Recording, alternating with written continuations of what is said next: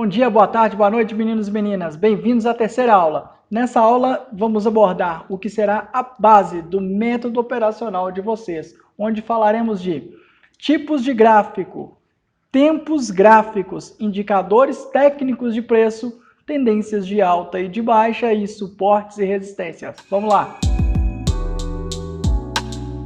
Iniciando agora, pessoal, com os tipos de gráficos. Vamos dar uma passadinha bem rápida aqui por alguns menos utilizados e vamos abordar a fundo os que mais iremos utilizar, que no caso são os gráficos de candlesticks, que são esses aqui, ó. Vou deixar ele por último porque é exatamente ele que vamos destrinchar, ok?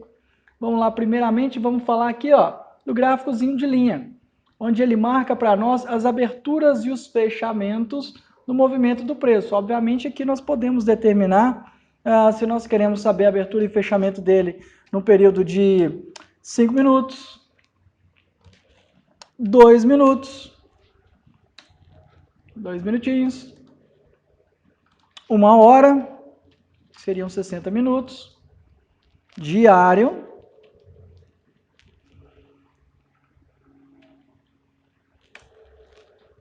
enfim, N tempos diferentes nós podemos selecionar aqui nele. Temos também os gráficos de barra, muito utilizados nos Estados Unidos, onde nós temos ali abertura, fechamento, máxima e mínima representado aqui de um modo um pouco diferente do candlestick, que muitos de vocês já devem ter tido contato também. Vamos aqui para um gráfico um pouco menos suscetível a ruído de movimentação de preço, que é o Ranking Ashi. Ele é um pouco diferente do candlestick, mas também lembra, né, o movimento do candlestick. Ele é um gráfico que acaba dando uma limpadinha um pouco melhor no movimento do preço. Já vamos aqui para o de tape reading também.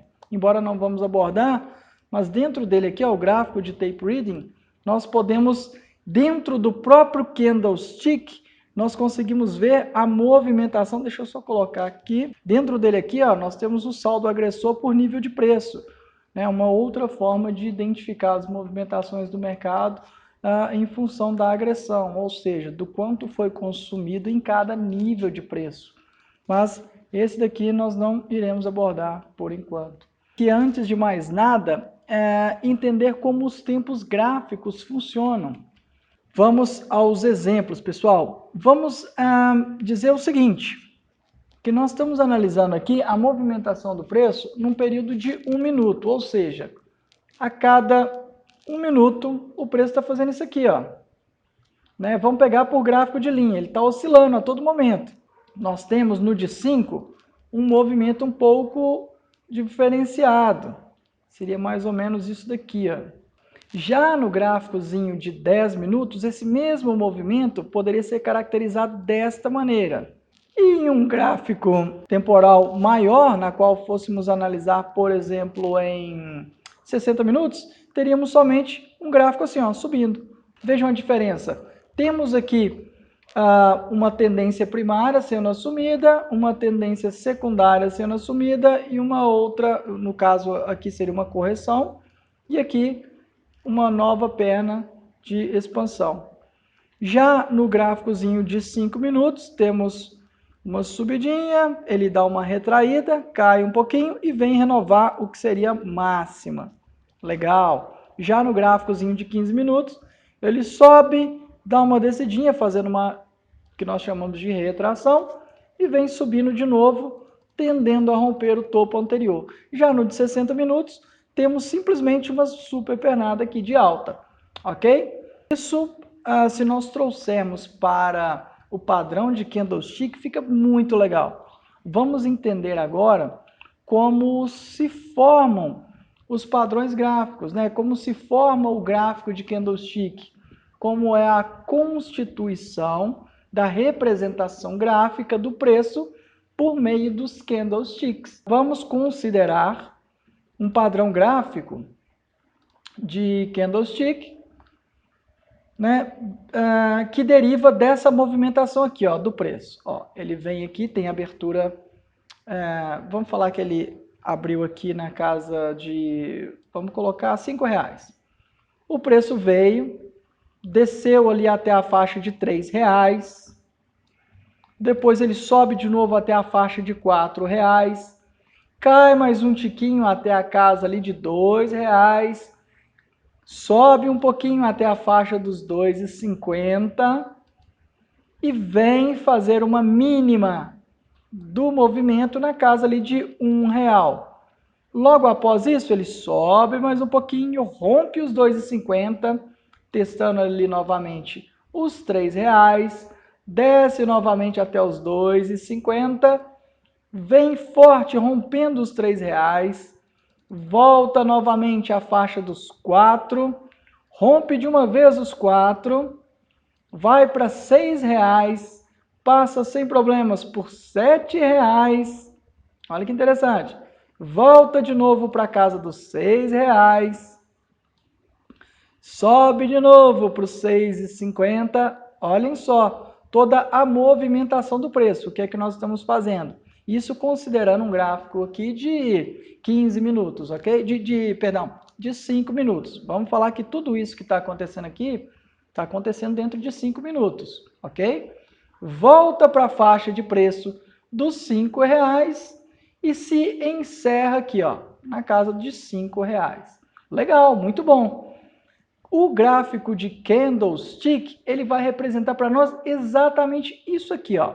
Essa movimentação que ocorreu aqui no preço, se nós formos representá-la graficamente por candlesticks, nós temos aqui abertura, fechamento, máxima e mínima. Fantástico. Vamos para uma coisa bem diferente mesmo, tá? Vamos agora fazer isso simulando condições de mercado, condições aqui. Vamos voltar para aquele nosso simplório exemplo da banana, ok? Vamos voltar para aquele exemplo simulando ali algumas necessidades ou demandas do mercado, ok? Nessa nova realidade da Bolsa de Valores, procurando se desenvolver e potencializar não só os seus ganhos, mas elevar o seu patrimônio por meio da Bolsa de Valores e das operações de day trade. Nós já falamos disso, mas vale lembrar, só um pequeno percentual da sua carteira de investimento que tem que estar exposta ali ao day trade, né? Tudo é feito como se fosse uma pizza. Vocês têm o gráficozinho de pizza aí que foi em anexo nesse curso para vocês, né? Nesse curso de nivelamento e introdução às operações de mercado, de day trade na Bolsa de Valores. Então, basta vocês olharem a composição ali dos perfis, né? Perfil mais conservador, um perfil mais moderado e um perfil um pouco mais arrojado, está aí nesse gráfico que vocês receberam em anexo. Vamos agora pegar o exemplo ali da banana de novo, tá? Vamos fazer de forma bem rápida aqui, bem simples. Vamos falar o seguinte, dia seguinte que saiu aquela pesquisa, a banana já abriu ali na casa dos R$3,90. Legal, preço, R$3,90. No dia seguinte, não só vocês leram o jornal ali, mas várias outras pessoas. Banana foi para R$5, legal. Só que sai no outro dia dizendo que banana tem um efeito colateral, banana faz a gente ficar com sono, né? Então, o preço da banana acaba caindo de novo, vai para ali para casa dos R$2,50. Logo depois, tendo ciência disso aí, pessoal, beleza, no outro dia, sai a notícia ali de que no Ceasa, onde chegavam 5 caminhões de banana em média por dia, passaram a chegar somente 2. O que vai acontecer com o preço da banana? Diante de uma menor oferta do produto, vai subir de novo, vai lá para casa dos R$7, vamos falar assim, R$7, legal, legal pra caramba. Pô, tá cara a banana. No dia seguinte, o pessoal falou, ó, restabeleceram aqui a entrega, vão chegar, que chegavam antes 5 caminhões, vão chegar 7, o preço cai de novo, vai lá para R$2. Poxa, legal, banana tá barato de novo. Lembrando, o preço começou aqui na casa dos R$3,90, tá? R$3,90, R$3,90, tá bom. Foi para R$2. Depois saiu outra notícia no outro dia, dizendo que diminuiu a oferta de banana, o preço sobe de novo. Depois dizem que a oferta de banana foi restabelecida. Em função da alta oferta, o preço cai de novo, vai lá para 1,50. Tem muito produtor aí, entregaram 10 caminhões, o preço cai para 1,50. Já no outro dia, o pessoal fala assim, ó, diminuiu a oferta de banana, aquela pesquisa que saiu, não tem tanto fundamento, enfim. Não tem tanto efeito colateral assim, banana é bom e tudo mais, e faz bem. Beleza, o preço sobe de novo ali para casa dos 2,50. Beleza, o dia encerrou ali. Graficamente, representando toda essa movimentação do preço aqui por meio dos candlesticks, nós teremos novamente ali o quê? Um corpinho aqui do candlestick, logo acima a sombrinha ou pavio demonstrando para nós onde foi a sua máxima e logo abaixo onde foi sua mínima.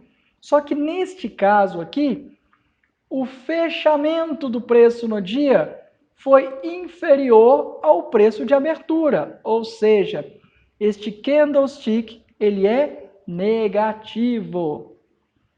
Como assim, Thiago, negativo? Vamos lá, vamos atestar se de fato ele foi positivo ou negativo. O preço abriu onde? R$ 3,90. Legal. Tivemos máxima onde? R$ 7,00. Depois o preço caiu, ficou sambando ali, gerou uma mínima na casa dos R$ 1,50, subiu novamente ali para a casa dos R$ 2,50. Poxa, R$ 2,50 é superior ou inferior ao preço de abertura? Poxa, é inferior. Ou seja, o fechamento desse candlestick é inferior à abertura, sendo assim o candlestick ele é negativo. Vamos falar o seguinte agora, que esse candlestick aqui, ele não fechou ali na casa dos 2,50, sendo 50 centavos abaixo do preço de abertura. Vamos falar que ele fechou ali no mesmo preço em que abriu. O preço de abertura e de fechamento são os mesmos. Isso vai gerar para nós um padrão de candle que nós definimos como, nós damos o nome a ele de um doji. Lembrando, tem aí também para vocês no gráficozinho, né, demonstrando do gráficozinho de padrões de candle, né, na tabelinha que vocês receberam aí, que é complementar a esse treinamento de vocês. Temos ali a origem, obviamente, do padrão de candlestick, temos toda a historinha ali, tem tudo ali mostrando para vocês. Ele é um candle que nós chamamos de um candle de indefinição. Ou seja, ele pode aparecer ali no topo ou no fundozinho de um gráfico, depois de uma subida ali do preço, ou de uma quedinha do preço, onde diz que os compradores e os vendedores, ou seja, os agentes de mercado, baseado nesse padrão aqui, tem uma incerteza do preço, né? O mercado ali não se decidiu para onde o preço vai. Tanto é que, embora tenha oscilado ao longo do dia, a abertura e o fechamento daquele dia estão no mesmo nível de preço, ok? Sendo assim, temos o padrão de doji. Assim como este padrão existe, existem vários outros que são padrões de extrema relevância para nós ao longo da nossa vida no mercado financeiro, né? Eles, nesse primeiro momento para vocês, vão ser a base do que constitui o operacional de vocês, ok?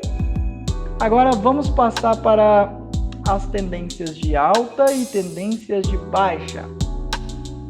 E nas tendências de alta e de baixa, pessoal, nós temos ali algumas regrinhas para identificarmos de modo bem fácil, de modo bem tranquilo, o que seriam as tendências. No próprio exemplo anterior aqui, nós tivemos esse movimento, né?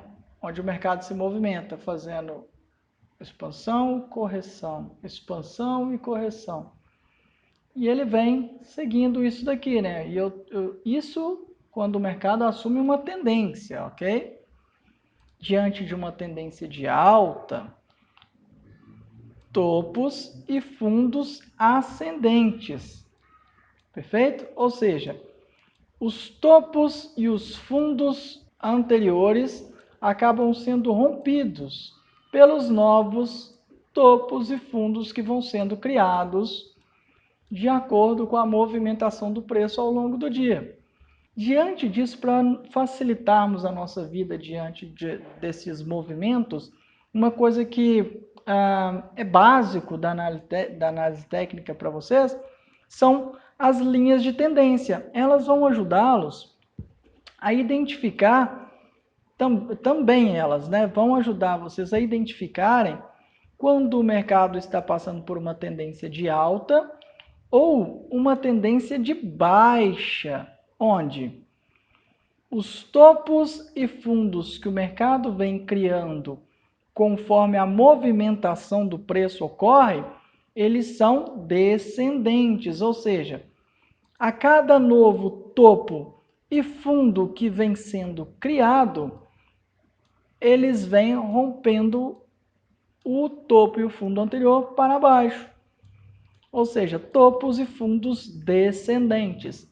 Sendo assim, ainda que tracemos ali as nossas LTAs, que são as linhas de tendência de alta, e as nossas LTBs, que são as nossas linhas de tendência de baixa, nós podemos também nos guiar por canais. Seriam canais de alta e canais de baixa, onde fica muito claro ali para nós e delimitado de uma forma bem simples, onde o mercado tende a parar. Ou seja, ele utiliza esta linha de tendência de alta como um suporte e utiliza a linha de tendência de baixa como uma resistência. Legal, um novo conceito aí para nós. O suporte e a resistência, legal. E isso vai ser a base para nós, pessoal, do que nós também utilizamos como, do que é utilizado como um operacional bem interessante, bem simples de se fazer e muito assertivo, desde que, obviamente, a palavra gerenciamento de risco para vocês não seja só mais uma palavrinha bonita da moda, né? Onde você tem ali as linhas de suportes e resistência do preço, ou seja, vocês viram aqui que a todo momento o preço sobe, desce e acaba coincidindo com regiões de valor onde o preço tem dificuldade em passar daquela faixa. Ou seja, se nós utilizarmos isso como uma base, um referencial para operarmos, vai ficar da seguinte forma. Vamos pegar aquele exemplozinho lá, o último exemplo do candlestick que nós demos, né? O preço iniciou ali na casa dos R$3,90, desceu R$2,50, foi criando suportes e resistências e se movimentando, né? Então, diante disso, nós temos ali, linhas de suporte e resistência. A cada parada que o preço dá em uma faixa de preço, uma parada de modo bem claro, tá? Não é aquela onde o preço fica costurando para cima e para baixo, onde ele para de forma bem nítida, bem clara para vocês. Isso é fácil de identificar. Vocês vão traçar ali as suas linhazinhas de suporte e resistência, ok? Ou seja, vocês vão pegar do tempo presente para o passado e identificar as regiões onde o preço encontrou resistência em passar daquele nível, ok? Sendo assim, vocês vêm marcando as suas linhas de suporte e resistência. Legal! Daqui para trás, onde será que eu esqueci de colocar uma? Aqui, ó. Opa, tem uma outra aqui onde o preço parou. Então eu venho marcando, ó. E isso vai acontecer com vocês ao longo de todo o dia. Cientes disso, vocês podem fazer o seguinte. Olha que fantástico. Isso é um operacional extremamente básico que funciona demais. Vamos lá.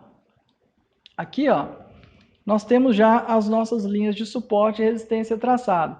Baseado no que o preço fizer a partir daqui, nós temos condições de já tomar uma atitude. Ou eu compro, ou eu vendo, ou se eu tiver na dúvida, eu não faço nada. Porque Não fazer nada no mercado financeiro também é operar, ok? É melhor você não fazer nada do que entrar na dúvida e acabar sofrendo uma perda, ok? Vamos lá. O preço está sendo negociado aqui nessa região, nessa faixa de preço. Isso aqui é o que para nós, pessoal? É uma resistência. Em teoria, o preço tende a não passar dessa faixa de preço aqui, ó, dessa faixazinha. Por que isso, Thiago? Porque entende-se que os agentes de mercado, os grandes players, os bancos, instituições financeiras, corretoras, pessoas físicas mesmo e por aí vai, não as pessoas físicas para esse exemplo, tá? Mas elas também estão posicionadas ali, vendidos nessa região de preço, não querem que o preço passe dessa faixa. Ou seja, quando o preço chega nessa região aqui, ele encontra uma resistência à sua passagem. O que essa força vendedora entraria atuando, jogando o preço para baixo. Da mesma forma que ele encontrou a resistência em passar para cima, se nós logo abaixo tivermos um suporte, nós podemos fazer o quê? Cientes de que quando encontramos esse tipo de padrão acontecendo durante o dia ali no mercado, você vai falar o seguinte, poxa, se ele bateu ali na resistência e voltou, logo abaixo eu tenho um suporte. No suporte, qual a atitude que eu devo tomar? Poxa, vamos pensar. Se eu entendo que o suporte serve para mim, como o próprio nome diz, como um suporte ao preço, e entende-se que dali ele tende a não passar para baixo, ele tende a ir para onde? Para cima. Na pior das hipóteses, ele pode ficar ali acumulando, né? Fazendo o que chamam também de consolidação. Eu chamo de range, né? Uma distribuição de preço. Enfim, se vocês entendem, né? Baseado na análise pontual desse exemplo, vocês entendem que essa região é uma região de compra? O que vocês têm que fazer? Comprar. Ou seja, o preço vem descendo, vocês simplesmente vão entrar junto com o restante dos agentes, em teoria, entrar junto com o restante dos agentes de mercado que também vão comprar nessa faixa de preço, levando o preço para onde? Para cima. Legal. Se ele está levando o preço para cima em direção ao que anteriormente era ali para nós uma resistência, e continua sendo, porque a resistência ainda não foi rompida, eu vou fazer o quê? Eu vou fazer uma venda. Legal. Vamos supor que aqui é a faixa de preço onde a banana estava ali na casa dos R$2.